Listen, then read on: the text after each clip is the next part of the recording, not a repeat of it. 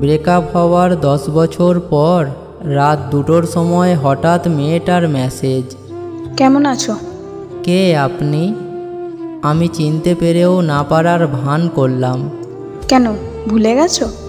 তোমাকে কি চিনতে পারার কথা ছিল? চিনতে পারার কথা হয়তো না, কিন্তু ভুলে গেছো ভাবতে পারিনি। তো এত রাতে জেগে আছো যে? এমনি। তোমার বর কেমন আছে? ভালো আছে।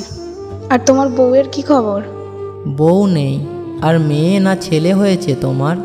মেয়ে। কেন, এখনো বিয়ে করনি তুমি? চেয়েছিলাম তোমার হতে, কিন্তু পারিনি, তাই বিয়েও করিনি। কথাগুলো লিখে আমি মুছে ফেললাম।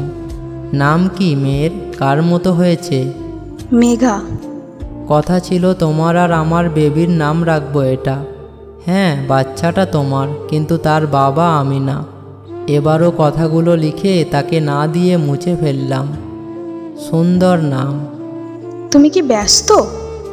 না তো। তাহলে এত দেরি করে রিপ্লাই দিচ্ছ কেন? কারোর সাথে কথা বলছো নাকি? আমি কি তোমাকে বিরক্ত করছি? আমি বারবার মেসেজ লিখে মুছে ফেলছিলাম, তাই দেরি হচ্ছে। কিন্তু আমি ওকে মিথ্যা বললাম। একটা মেয়ের সাথে কথা বলছি, আর মাঝে মাঝে তোমার মেসেজের রিপ্লাই দিচ্ছি। তুমি যে বললে এমনি জেগে আছো, বিরক্ত করছি তোমাকে? ভালোবাসো মেয়েটাকে? একটু বিরক্ত করছো। নতুন বান্ধবী বেশ ভালো মেয়েটা। সে আমাকে আর আমিও তাকে খুব ভালোবাসি। দেখতে অনেক সুন্দর। আচ্ছা, তাহলে ভালো থাকো। বাই।